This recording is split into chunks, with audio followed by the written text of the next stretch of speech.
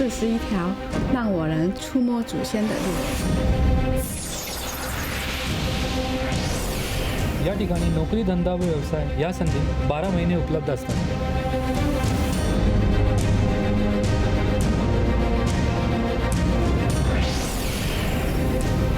这里牛顿的财富。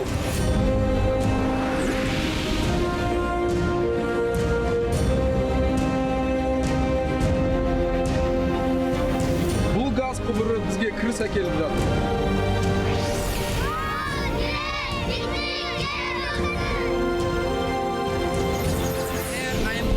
In wind farm and as well as for my hometown. มีความเข้าใจซึ่งกันและกัน I believe very soon I will see the train traveling and I use it in travel. Brand new Asia.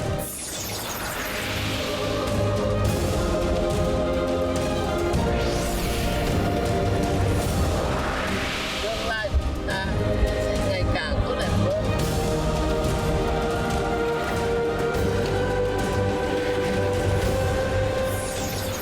一带一路。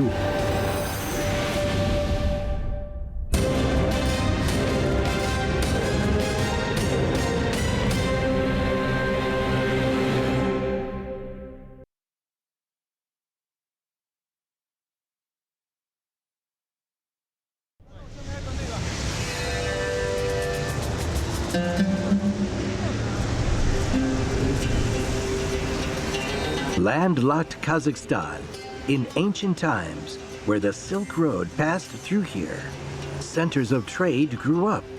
Almaty, Talas, and Shymkent. These great cities were places where the civilizations of East and West met. Astana on the River Ishim is Kazakhstan's capital and second biggest financial center.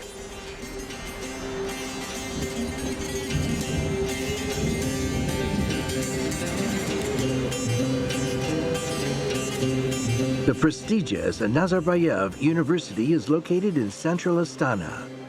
Here on September 7, 2013, Chinese President Xi Jinping delivered an historic speech.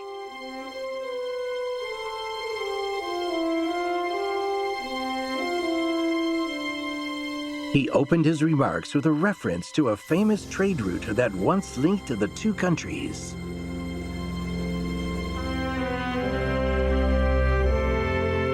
我的家乡，中国陕西省，就位于古丝绸之路的起点。站在这里，回顾历史，我仿佛听到了山间回荡的声声驼铃，看到了大漠飘飞的袅袅孤烟。这一切 让我感到十分的亲切。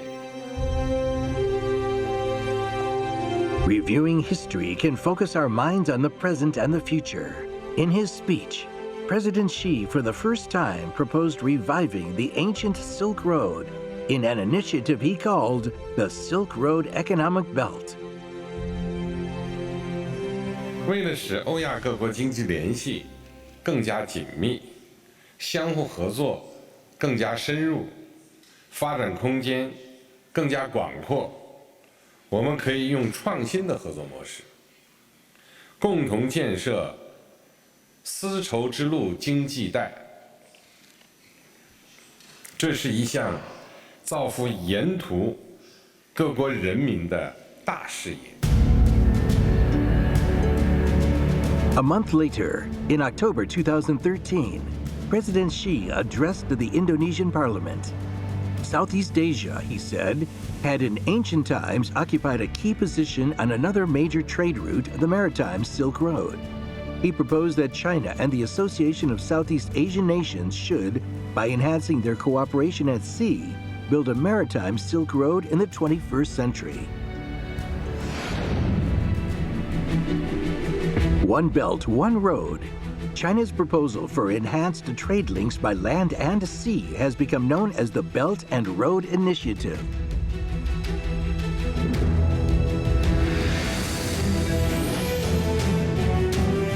The Belt and Road Initiative aims at achieving a win-win outcome by promoting connectivity among the continents of Asia, Europe, and Africa and their adjacent seas. This will be achieved by building partnerships among the countries along the two routes. These partnerships will, in turn, generate diversified, independent, balanced, and sustainable development.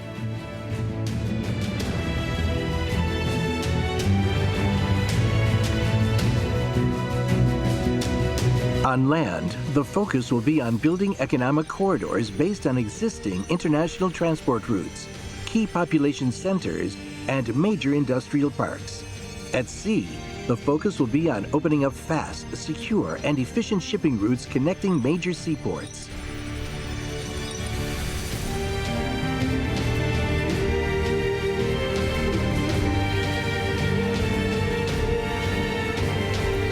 Ultimately, the Belt and Road Initiative aims at restoring in the 21st century the past glory of the Eurasia region.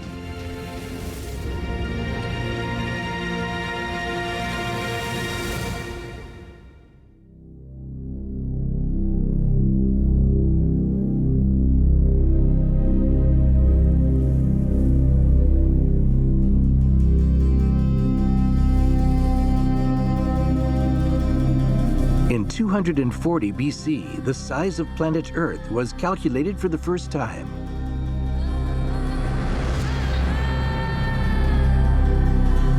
The Greek astronomer Eratosthenes approximated the planet's circumference by referring to the angle of elevation of the sun at noon at the summer solstice in two places, Alexandria and Syene, which is modern-day Aswan.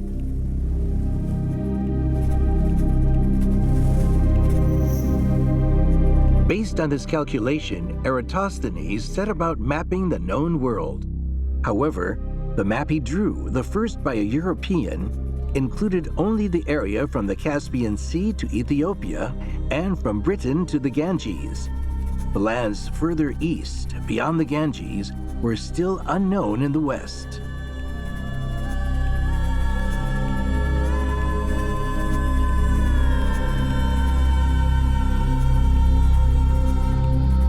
The boundaries of Eratosthenes' world would later be extended by another Greek astronomer, Claudius Ptolemy.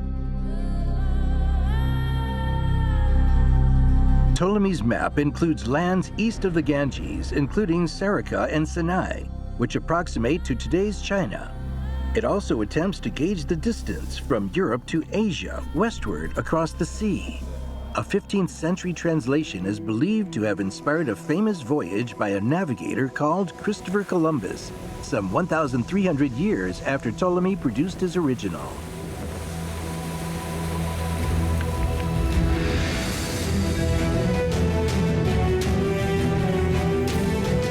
European eyes were opened to the lands further east beyond the Ganges by travelers who came westward to conduct trade.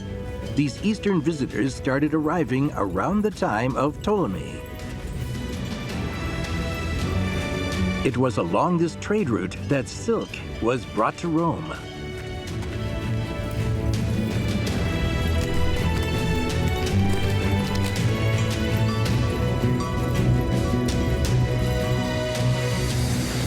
Soon, the elegant fabric from the faraway country was in great demand among the empire's nobility. In Rome, the mysterious land where it originated became known as Serica, the country of silk, and the people who lived there as the Saras.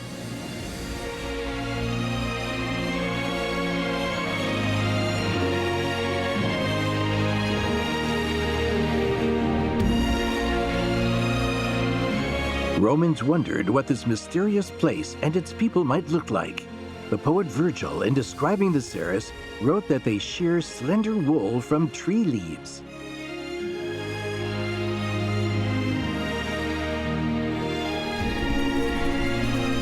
The arrival of silk transformed the ancient Romans' understanding of world geography. It inspired a desire to expand the Roman influence further to the east.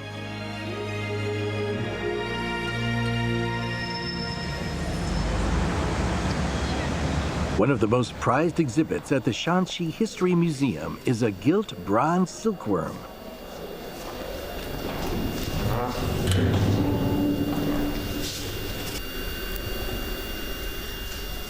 The gilt coating has been damaged, but the silkworm retains its original shape.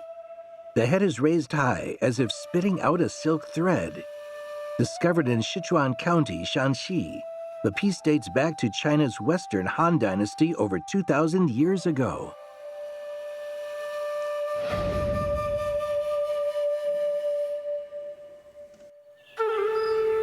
Historical records show that sericulture and silk reeling were flourishing in Sichuan at the time of the Han Dynasty. Evidence has been discovered of a large-scale workshop employing as many as 1,000 people. At the time, a gilt bronze silkworm was given as an official award to the owners of large silkworm farms.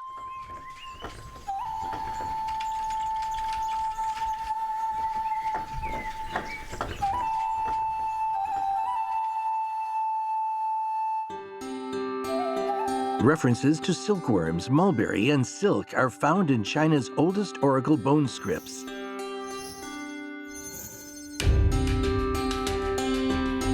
They date from the 12th century BC, some 1,300 years before the time of Ptolemy.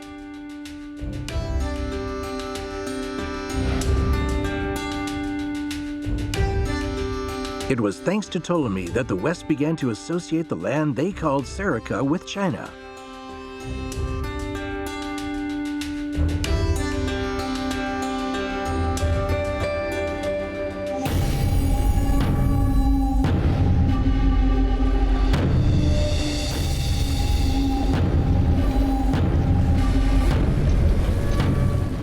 Years before Ptolemy drew his maps, a Chinese envoy left the Han capital Chang'an on a mission to explore an overland route to the west.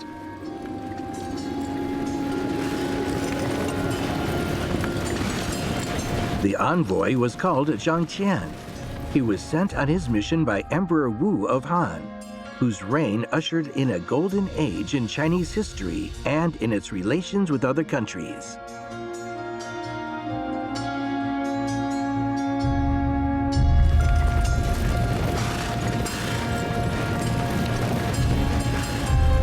Zhang Qian spent over 10 years on his journey. By finding a way over the forbidding Pamir Mountains, he opened up access for the Chinese people to the vast landmass they called the Western regions.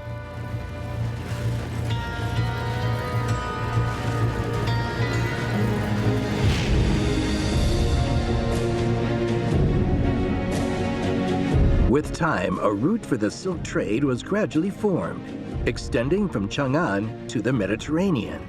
It passed through the Heshi corridor, across the Pamir Mountains, and on into Central Asia.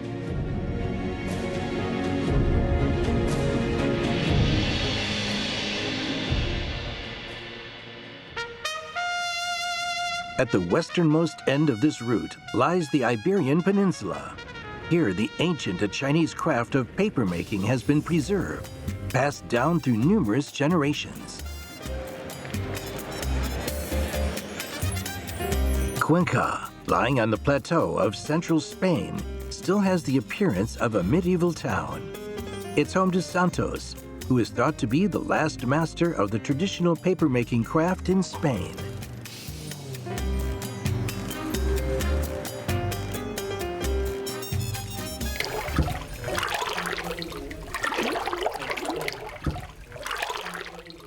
Santos is churning plant fibers in water to produce pulp.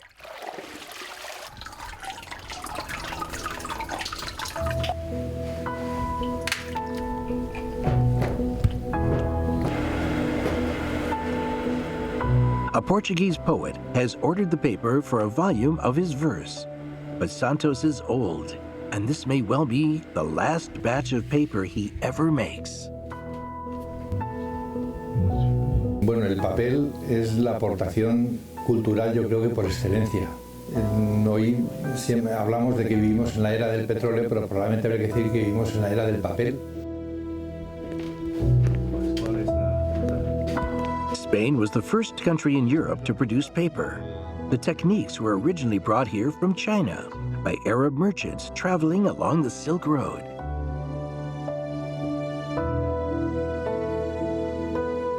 En realidad la ruta que utiliza es la ruta de la seda, es la ruta del comercio.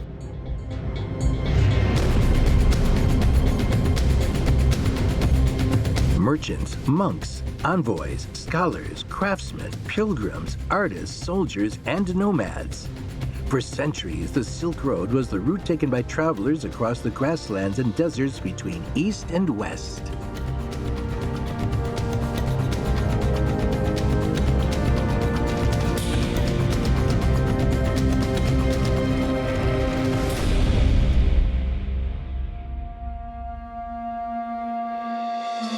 The ancient city of Zhaohe has been called the world's best preserved ruins. Historically, this ancient city witnessed the eastward spread of Buddhism into China.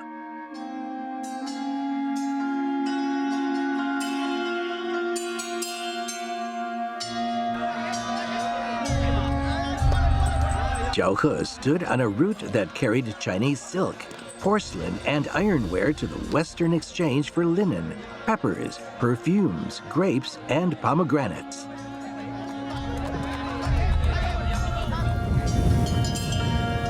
The caravans that transported these goods also brought with them new thinking, technology, arts, music, and religions. Along this route, Buddhism, Islam, Christianity, Zoroastrianism, and Manichaeism entered China. And from China, sericulture, smelting, papermaking, printing, and gunpowder made their way to the outside world. With time, post houses and towns sprang up to serve the travelers, with some of them developing into great cities. Places like Wuwei, Zhangye, Juchuan, Dunhuang, Turpan, Kashgar, Fergana, Samarkand, Baghdad, Damascus, and Constantinople became synonymous with prosperity.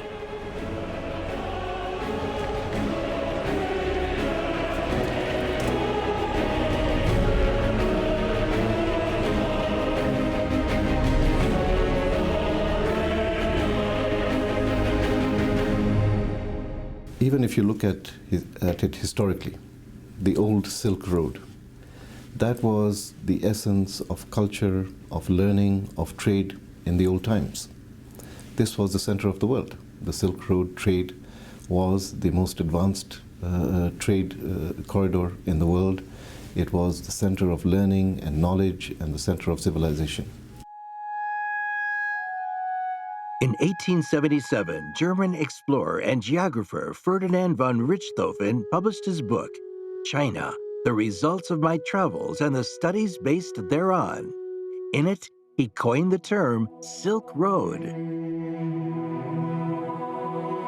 In fact, the silk trade gave rise to several distinct routes across the vast Asian hinterland.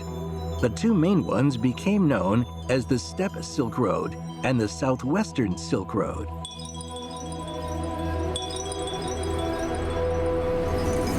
While these overland routes were still being opened up, 2,000 years ago, a passage across the sea began to take shape.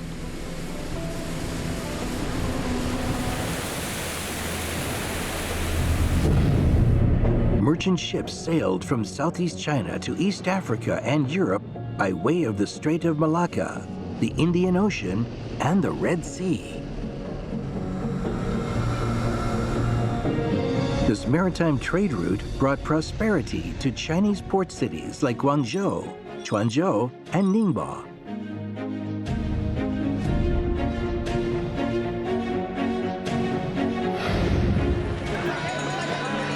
Referring to Quanzhou, the Venetian traveler Marco Polo described it as the Alexandria of the East and a haven for trade and commerce.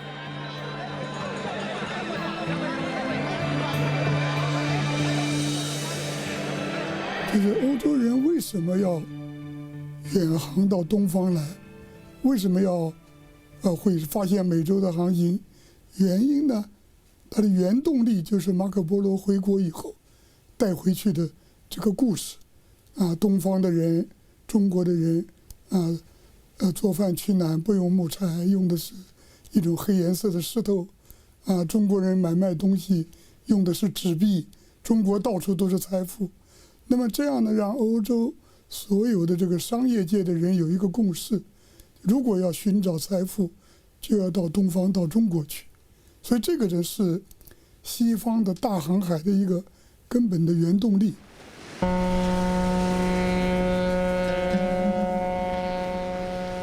At the port of Sur in Oman, ships are still built by hand.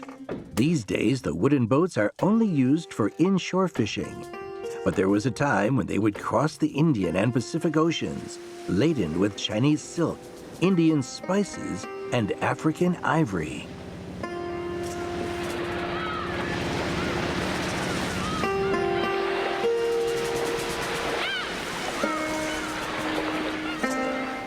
Sur's glory days are long past, but centuries ago, it was a magnet for merchants from all over the world who traded a vast variety of goods.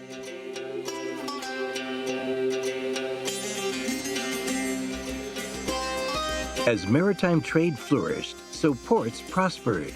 Among them, some, like Basra and Aden on the Persian Gulf, are still important hubs of international commerce.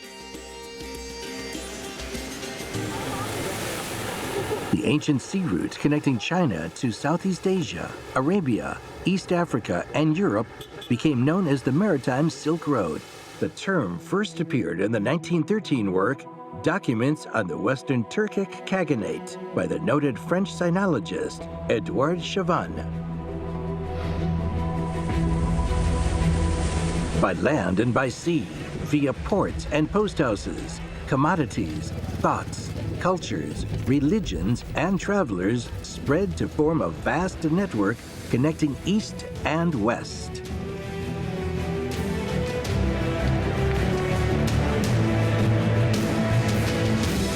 In time, the Silk Road and Maritime Silk Road became associated with a particular spirit, one with its origins in the different historical and geographical backgrounds of those who ventured along them. This Silk Road spirit embraced peace and cooperation, openness and inclusiveness, mutual learning and mutual benefit.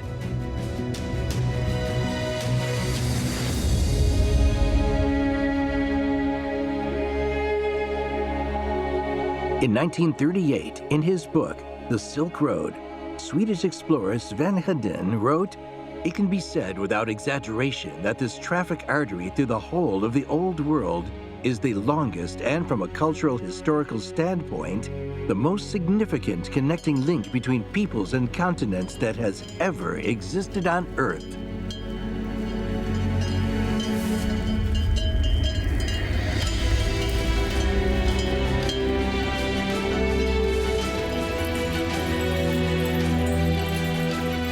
Advanced civilizations and high productivity were the source of the wealth, both spiritual and material, generated by this trade corridor.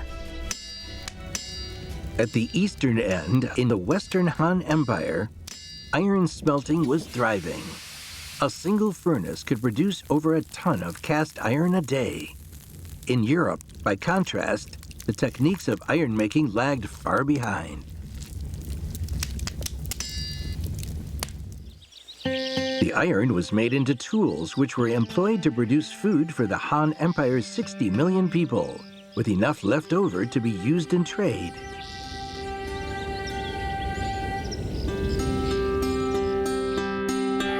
Under the Tang Dynasty, the prosperity of the Silk Road had made its capital, Chang'an, an international metropolis.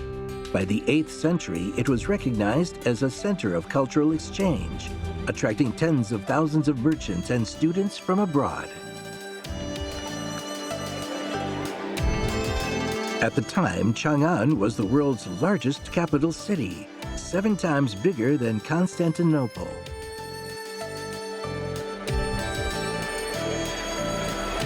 By the 11th century, with the development of the Maritime Silk Road, the number of Chinese cities with a population in excess of 100,000 was more than 50.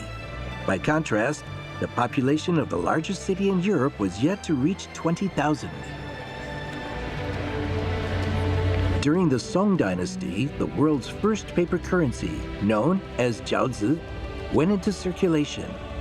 Its use further facilitated trade and boosted prosperity.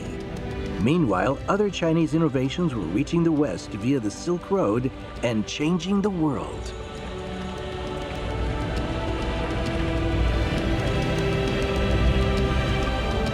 Referring to 3 of the 4 great inventions of ancient China, English philosopher Francis Bacon wrote, "Printing, gunpowder, and the nautical compass have altered the face and state of the world."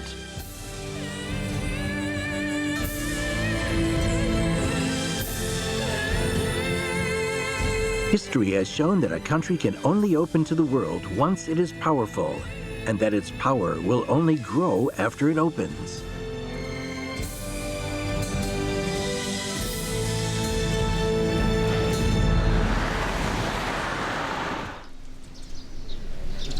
Ryukoku University in Kyoto, founded in 1639, is the oldest comprehensive university in Japan.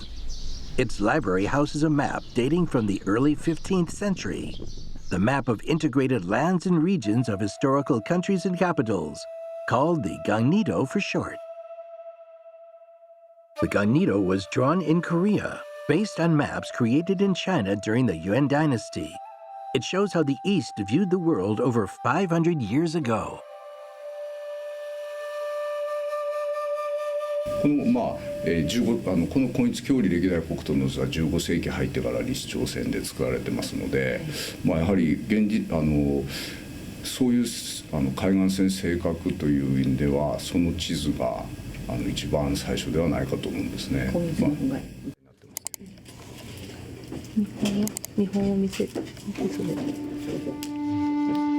It's also the first known map to include Africa.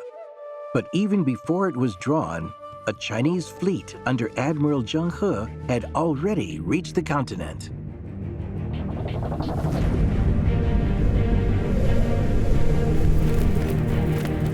In the course of 7 westward voyages, Zheng He and his fleet brought trade, friendship, and knowledge to more than 30 countries and regions. This was one of the most remarkable endeavors in the history of the Maritime Silk Road.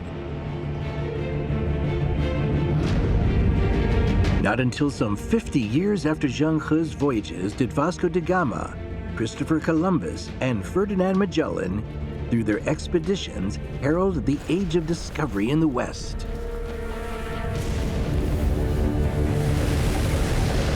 However, the discovery of the New World and the opening of new sea routes set the Europeans on the path of colonial expansion and trade monopoly.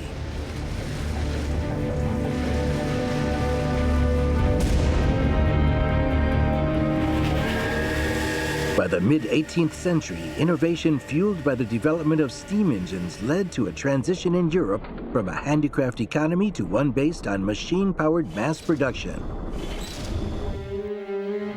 The countries of Europe, as trailblazers in the Industrial Revolution, manufactured goods exclusively for trade, mostly to be transported along sea routes.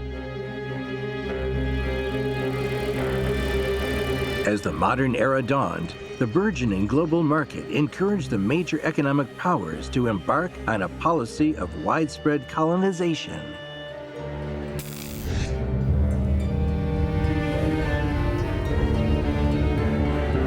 The caravans and merchant ships began to disappear, and after a millennium of prosperity, the Silk Road went into decline.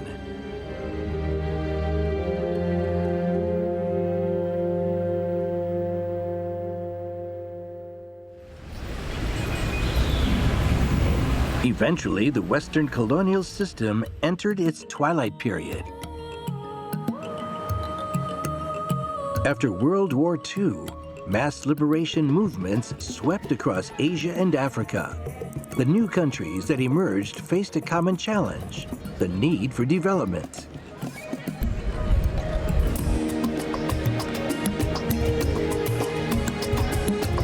The Indonesian city of Bandung has an unmistakable European ambiance. Because of this, it's popularly called the Paris of Java. It was in Bandung that, in April 1955, the historic First Asian-African Conference was held. The meeting gave rise to the Bandung spirit, the essence of which is greater unity among the developing countries. This is seen as the origin of South-South cooperation. 南南合作什么特点呢？它开创了一个新的合作的模式。过去是发达国家跟发展中国家、宗主国跟殖民地之间的关系，这个是不平等的。南南合作第一条平等，我们都是平等独立国家，我们在这个平等基础上开展合作，这个是万隆会议开创的呀。 With time, as peace and development became issues of global concern, a consensus started to emerge that the world needed a major geo-economic link between Europe and Asia. In other words, a new Silk Road. Since the end of the Cold War, various international organizations as well as countries working either independently or together have drawn up their own plans for a new Silk Road. They include the United Nations, Russia, Turkey, Kazakhstan, Iran, South Korea, Japan, and the United States. It is very critical nowadays to look at things that unite people. There is no one pure culture. Always there have been influences, and we need to know more about each other's cultures. We need to look at history with the eyes of what lessons we can take from history in order to move into the future economic development, prosperity, but also of what unites and what bounds people as common humanity.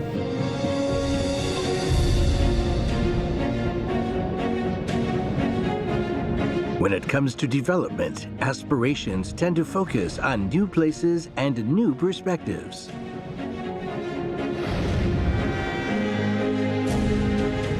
China, as the eastern hub of the Silk Road, inevitably has a major influence on the route's development.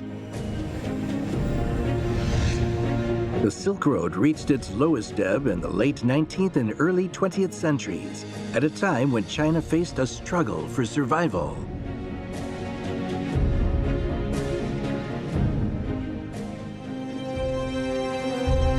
In 1949, with the founding of the People's Republic, China's history as a semi-colonial, semi-feudal society came to an end. In the course of the next 30 years, it established an independent national economy. Subsequently, the adoption of the reform and opening policy in the late 1970s has boosted the country's overall strength, its economic power in particular. China ranked as the world's 10th biggest economy in terms of GDP in 1978. Having overtaken Germany in 2008 and Japan in 2010, it is now the second largest after the United States. In 1978, China's GDP accounted for 1.8% of the global total. The figure rose to 11.5% in 2012 and 13.5% in 2015. For many years, China has contributed over 25% of global economic growth annually. In 1978, China's foreign exchange reserves ranked 38th in the world at $167 million. In 2006, the total surpassed $1 trillion, putting it in first place, a position it has maintained ever since. Today, China is the world's biggest trader in goods and the largest trade partner for 126 countries.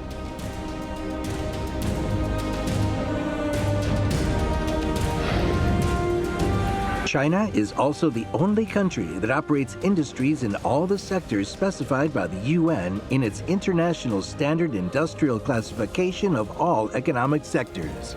The ISIC, as it is known, lists 525 specific types of business in 39 major sectors. After more than 30 years of reform and opening, China's overall strength and growth continue to gain momentum. Today, other developing countries are attempting to follow the example set by China in its economic development.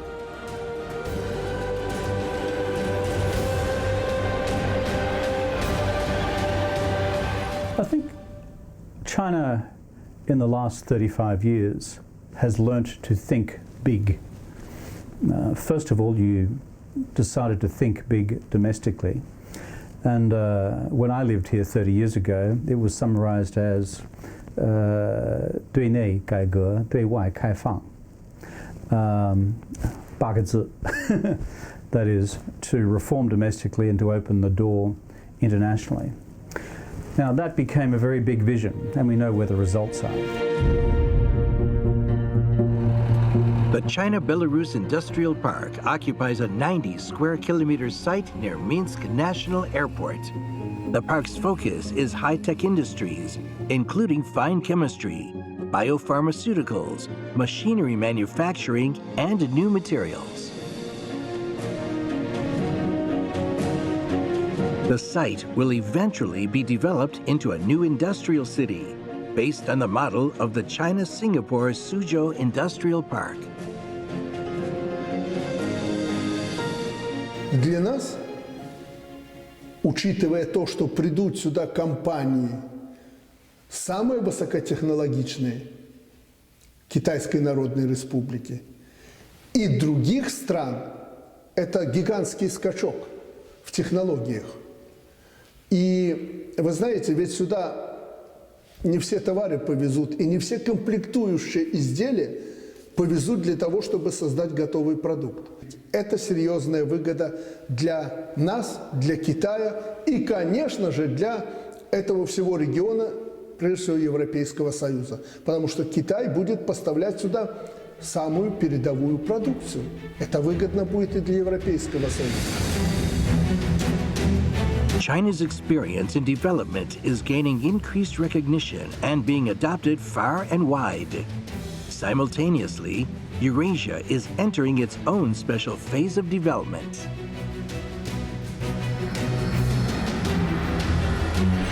The economic landscape in Eurasia is characterized by imbalance. Between the vibrant East Asian economies and the developed European economies lie a number of developing countries.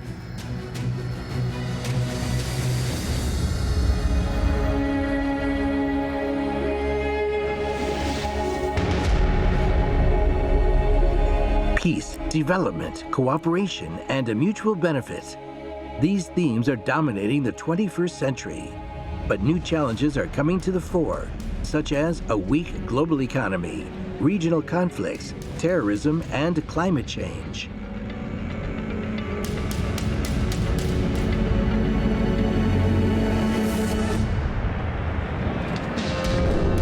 Meanwhile, the north-south divide is widening. Interregional connectivity is stagnating, and in the developing countries, the industrialization process is faltering due to a lack of funding and technology. There is now general recognition that the world is bound by a common destiny. So how can development be made more balanced and more beneficial while seeking a new model for international cooperation and global governance?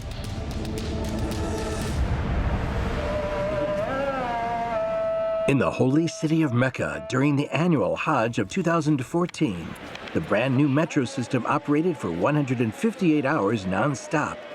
In this time, it carried 3.8 million pilgrims. The system was built by a Chinese company.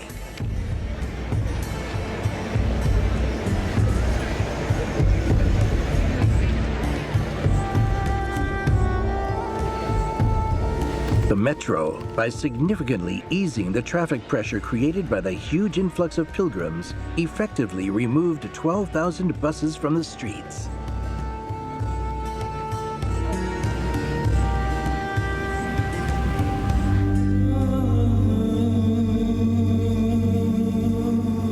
In Algeria, with its arid climate, there are many areas with insufficient water for drinking and irrigation. Since the 1980s, Chinese companies have been helping Algeria to build several large-scale water facilities. They include a 2,500 cubic meter capacity water project in Algiers, an irrigation system covering 30,000 hectares of farmland. With Chinese assistance, drinking water systems have also been installed in cities from Algiers to Tizi Ouzou.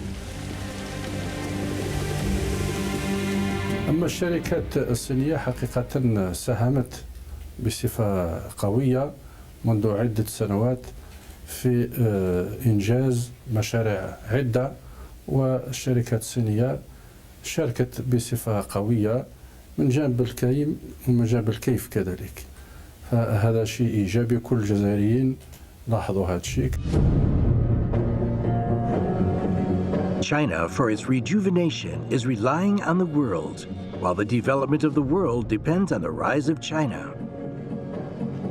Over the past decade, China has seen its trade with Central Asia, West Asia, North Africa, and Southeast Asia grow on average by 19% annually.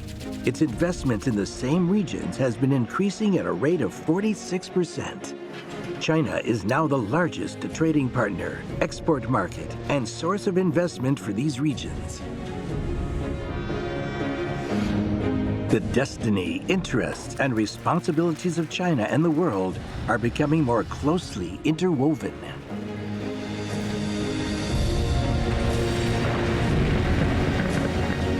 I don't know exactly what it will look like because it's being built. It has to recognize that the system of world order that existed in the 19th, early 20th century was a European invention. And China has had its views of world order. Islam has had views of world order. And we now have to find a way of doing one of two things, of making these various concepts compatible with each other. The world's countries are recognizing that promoting mutually beneficial cooperation is a common necessity. This can only be achieved by integrating their development strategies, and it is now becoming an urgent demand.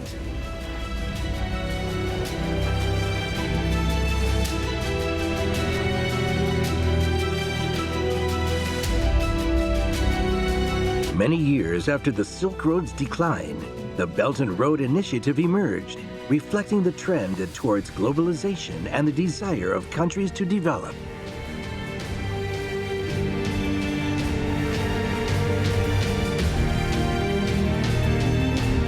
The initiative, which takes its inspiration from the ancient Silk Road, aims to fulfill the dreams shared by people worldwide for peace and development. Towards this end, it will provide an impetus for the pursuit of common prosperity.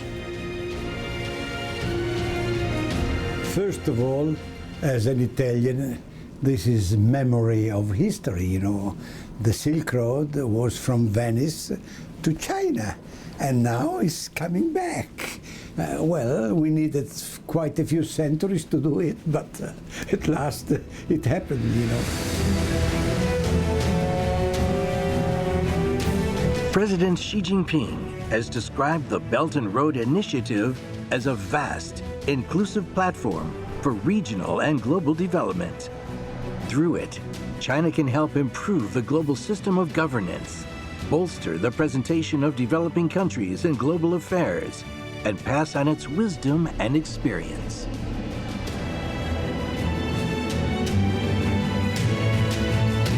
Из Евразийского экономического союза, куда входит 5 стран сейчас, обсуждали эту возможность, и все высказались за развитие нашего сотрудничества с Китаем в рамках идеи председателя Си Цзиньпиня по развитию экономического пояса шелкового.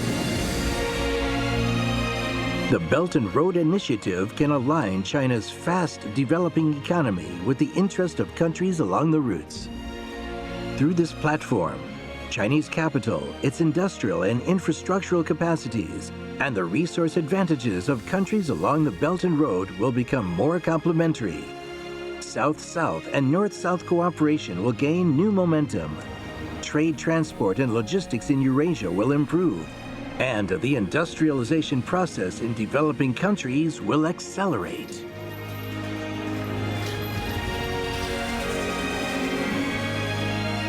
I think that this is a very valuable initiative which brings closer many important players in Asia, Central Asia, Eurasia, and Europe.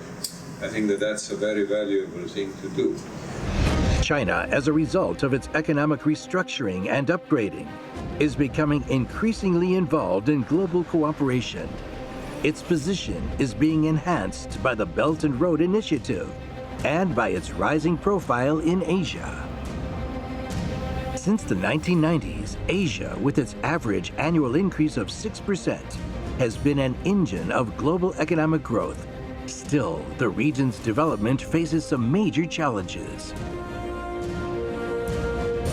Some of Asia's leading economies, including China, need to alter their growth models if they are to negotiate the middle-income trap on their way to ultimate prosperity. Meanwhile, with almost 700 million people still living in poverty, or 65% of the world's total, Asia still has a long way to go before eliminating poverty and the developmental imbalance.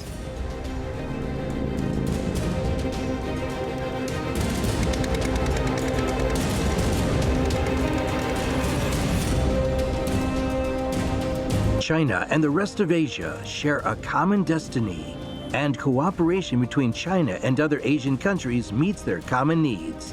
When the Asian people are able to achieve peace and development through cooperation, a community of common destiny will emerge in their joint pursuit of their dreams.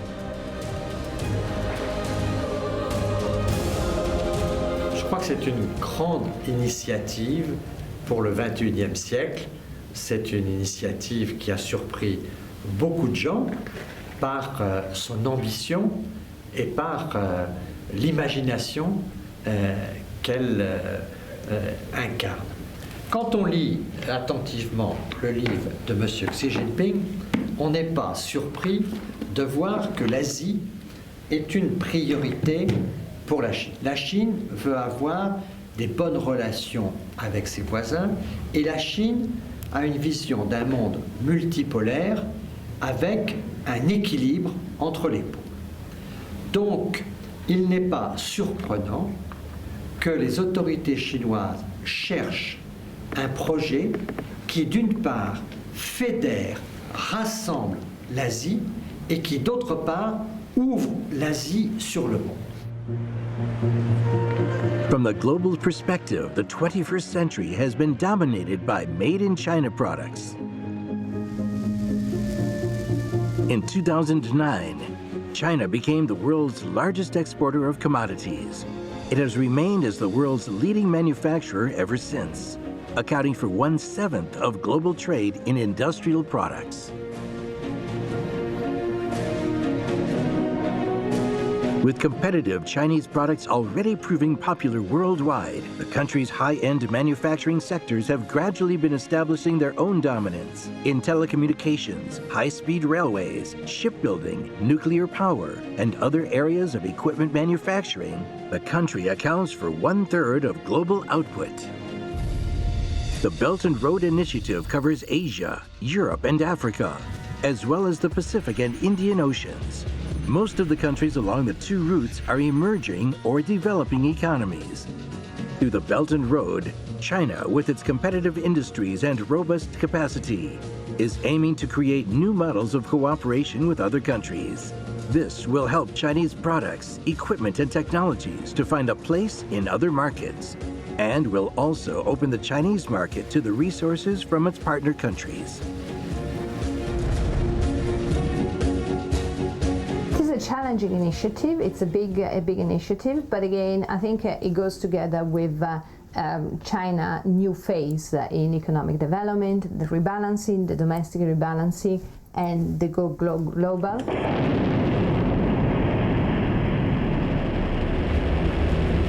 More than 30 years after China launched its reform and opening, the Belt and Road Initiative is addressing its domestic need to promote all-round opening and development. The Silk Road economic belt extends from China's western hinterland across Eurasia.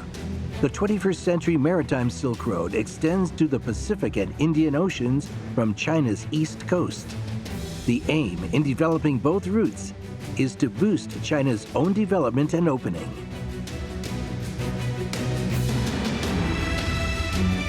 Through the Belt and Road, China is ushering in a new phase of comprehensive economic opening and development that gives equal emphasis to its coastal and inland regions.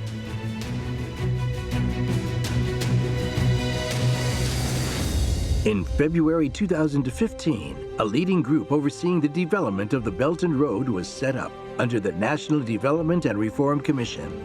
A month later, a document was issued called Vision and Actions on Jointly Building the Silk Road Economic Belt and 21st Century Maritime Silk Road. This blueprint outlines a vision of cooperation among the countries along the two routes.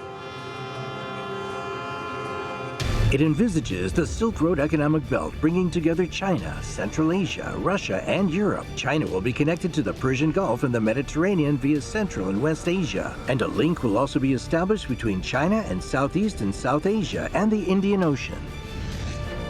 Meanwhile, the 21st Century Maritime Silk Road will extend from the Chinese coast to Europe via the South China Sea and the Indian Ocean on one route. On another, China will connect with the South Pacific via the South China Sea. 我们双向选择，就是一带一路沿线国家和我们确定了若干个支点国家，在中亚、在西亚、在东南亚、在南亚在非洲确定了若干个支点的国家那么同时呢，又共同商量明确的一批标志性的项目。Historically, the Silk Road keeps alive a memory of economic and cultural exchange between the civilizations of East and West. Today, it is serving as a blueprint for development in the future.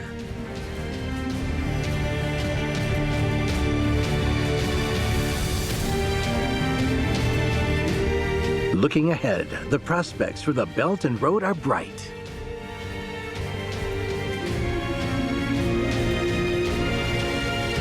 The countries along the Belt and Road are already working to build a community of shared interest, destiny, and responsibility. To this end, they are jointly promoting policy communication, facility connectivity, unimpeded trade, financial integration, and people-to-people contacts. Ultimately, this community they are building will be characterized by mutual political trust, economic integration, and cultural inclusiveness.